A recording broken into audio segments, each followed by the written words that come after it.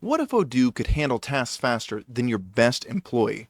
And never forget, never get tired, never need a raise. Think of it like giving your business access to magic. Invisible teammates that take care of the boring stuff while you focus on the big moves. Remember the EAD system? Well, today we're focusing on automation. And if you were looking at the thumbnail, you probably saw that this magic saves me at least 20 hours each week. You may be skeptical, but it is magic, right? Odoo is powerful out of the box, but most people only scratch the surface of the magic within. Underneath, it has tools that let your system act without you lifting a finger. Well, at least most of the time. Sometimes you have to at least lift one finger. In this video, I'll walk you through 3 types of Odoo magic: a wand, an enchanted hourglass, and a genie. And by the end, you'll see how to turn Odoo into the most reliable team member you've ever had. We start with the magic wand, mostly because it's easy to see the results of what we've done and test the code out properly. In Odoo, the magic wand is known as server actions. Server actions are bits of code that only run when we click a button, much like a wand when we cast it. Once we've clicked the button, the code runs on the current record, if we're in form view, or every record we've selected, if we're in the list view. Let's look at an example. So in Odoo, we want to make sure first that we're in debug mode. So click the monkey if you have it, or you can go into settings and open debug mode. But what we want to do is we want to type server and go to server actions. Now we can go into new, and we want to choose a name for our server action. So we're just going to call it Expelliarmus, because it's a wand or a spell that we cast with a wand. And we're going to come in and say we want to run this on our sales orders. Okay. And then we get to choose our type. Odoo has given us a lot of base options here. We can update a record, create a record. It goes on and on. Normally, I like to execute code because that allows me to run Python code, which is usually fairly approachable, and we can do a lot with it. Now, we're not going to dive into Python today. That's not the purpose of this video. We're just trying to show you the different magical tools that you have available to you. But because I want you to see how this works, let's just do a basic example. So we're going to say for record in records, which is generally how all good server actions start, because it says for every record I've selected, go ahead and do something. Oh, and we're going to add a variable that we're going to use here. So count equals 0, and we're going to say for record in records, and we're going to say add 1 to count. And then at the end of this, we want our little spell here to tell us how many records we have. So I'm going to raise a user error, and it's going to let us know our count. And we want to make sure that this shows up in sales orders. So we need to click this create contextual action. Otherwise, it won't show up. So let's go out to our sales order app here, refresh, so that we can make sure we get our contextual action out here. And I'm going to click this, this, this, and this. So 4 records, and go to actions and click Expelliarmus. And you can see it let me know that I have 4 records that I've selected. Now, knowing how to use the magic wand in Odoo effectively probably saves me and the clients I'm working with at least 10 hours alone each week. That's not an exaggeration. Whether it's quickly editing a bunch of records, applying a complicated filter, kicking off an email, or something else, server actions can save people that use them a ton of time. Anyway, if you want to know more about using a magic wand effectively, check out this video here. Oh, and if I had a wand, I'd cast a spell to get you to like and subscribe, and maybe come join our community that is linked in the description, because I only use my magic for good. And don't go anywhere, because we're just getting started with the magical ways Odoo can save you time. Next up, the Enchanted Hourglass. Scheduled actions in Odoo are like an enchanted hourglass. It's magic, but triggered by time.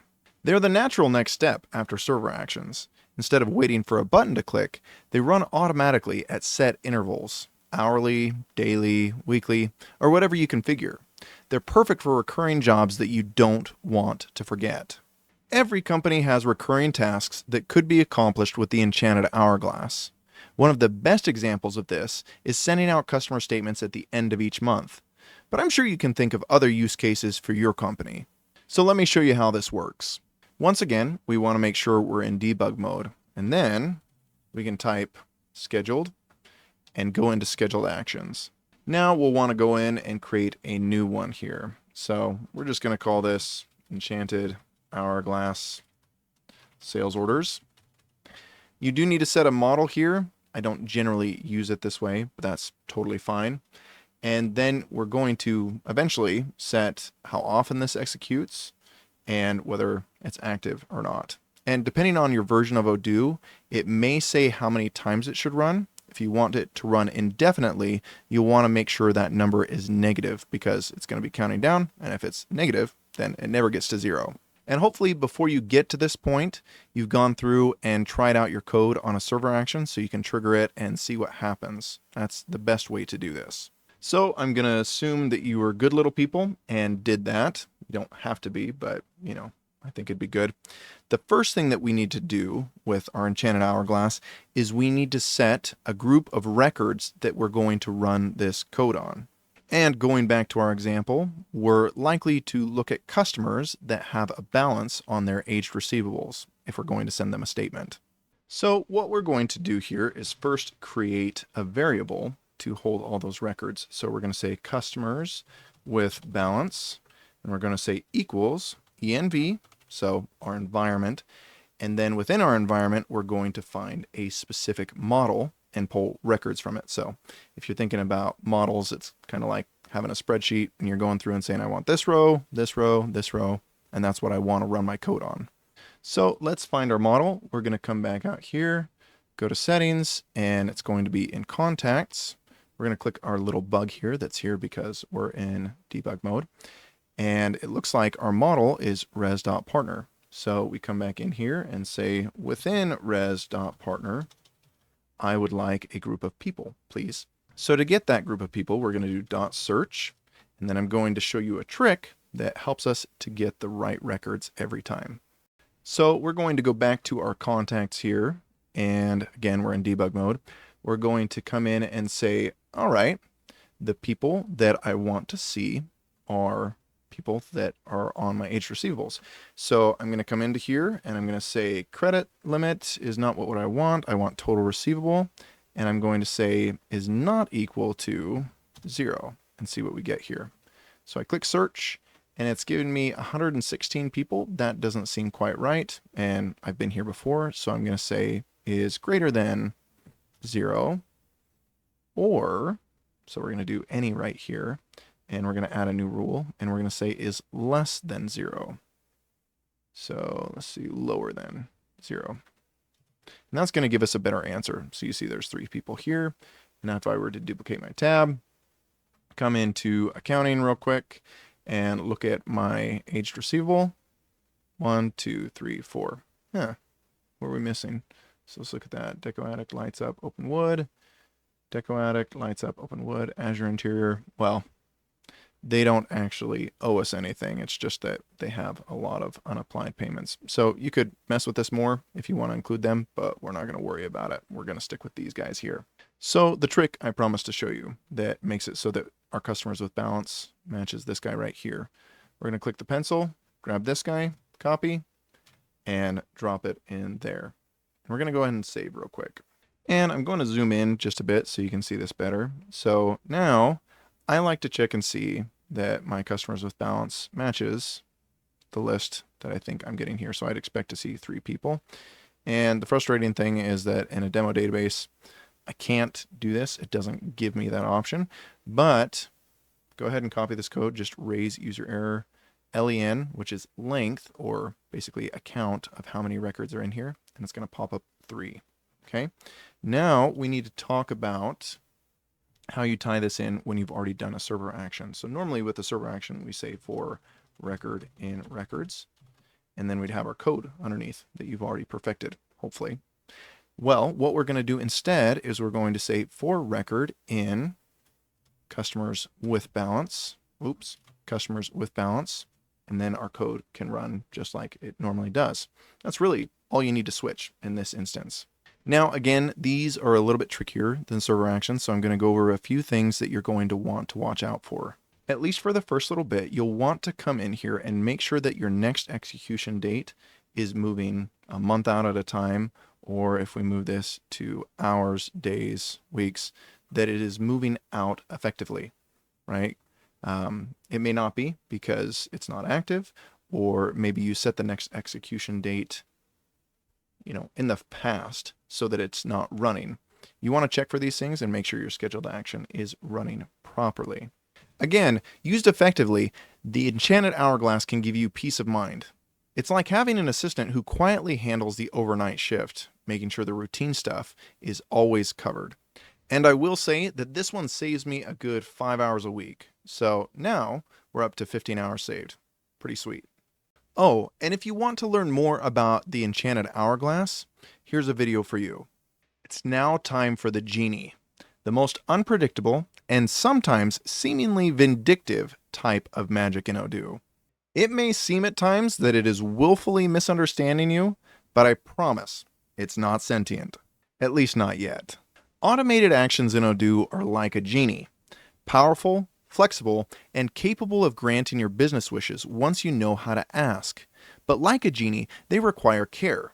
They can be unpredictable if you're not precise with what you ask, which of course is why they are last on the list. We want to get comfortable with the magic in Odoo first. The potentially tricky part of automated actions is the trigger. Basically, you're telling your genie, when this happens, do this. Now that may seem simple enough, but I promise you, you'll be surprised by how often your genie does something you don't expect. Just like you'd probably expect from a real genie. That's probably enough cautionary tales for now. Let's get into an example. Many different things inside of Odoo could trigger your genie. Let's go into sales and look at some of them. So we want to come into one of these views, make sure we're in debug mode again, and go into Studio. Once we're here, we can see up top there are automations. So now we get into our automated actions. And we're going to create a new one here. By default, it's going to set the model that we're running this on based on the model we came in on, so sales orders. We want to give it an explicit name, meaning descriptive, not explicit as it's sometimes used these days. We want to say exactly what we're doing with this action, so I'm going to say call the genie. And that's a bit silly, but we'll get into that. Now we need to look at our trigger. Again, the trigger is the tricky part, so pay attention. So the Odoo Genie is really quite generous. We have many triggers to work with, some that Odoo has tried to make a little bit easier, and some that are more custom, like onCreate and edit. But generally speaking, if something is happening in Odoo and you want it to trigger something else, you can find a way to make that work. We're going to go with the one I use most frequently, onCreate and edit. It might be on save, depending on which version of Odoo you're in, so make sure and play with that. The really important thing here with onCreate and edit is looking at, okay, what are we editing, right? Which field are we editing here? Because if it's all creations and edits, that's going to happen all the time. We want to make sure and pare this down as close as we can. So we're going to say when the status changes, and we're going to say when the status changes to, and we're going to say sales order. We can even go further and say what was the status before this, or what were other fields set to before this. And really, the more specific you are with this, the better your results are going to be. So I normally like to separate my trigger and my code. I like to say, okay, let me check that this trigger is working first. So all we're going to do is we're going to say raise user error, and we're going to say Genie is working. Really, you could say whatever you want here. So we're going to save and close and save. And we'll duplicate our tab to make sure that we have a nice little spot to try this out. So we're closing out, going into sales, go to sales, and let's see, look at quotations and see if we've got something here we can use. Okay, this one's in quotation. We're going to come in and click confirm, and you see Genie is working. So that's good. That's a great way for us to check that our trigger is doing what we want it to. After that, the rest is pretty easy. Essentially, we can take what we've already built out in a server action and drop it into here. The only difference is we don't need to save for record in records. Basically, we can get rid of that first line and tab everything in so that essentially it just runs on this record here. So that's the Genie. Yes, Genies can be tricky, but on average, this saves me about 15 hours a week. That being said, sometimes it loses me time, so we'll just net that out to 5 hours to be safe. And if you'd like to learn more about Genies and how to use them effectively, check out this video here. And that, my young witches and wizards, is how you save 20 hours with magic in Odoo.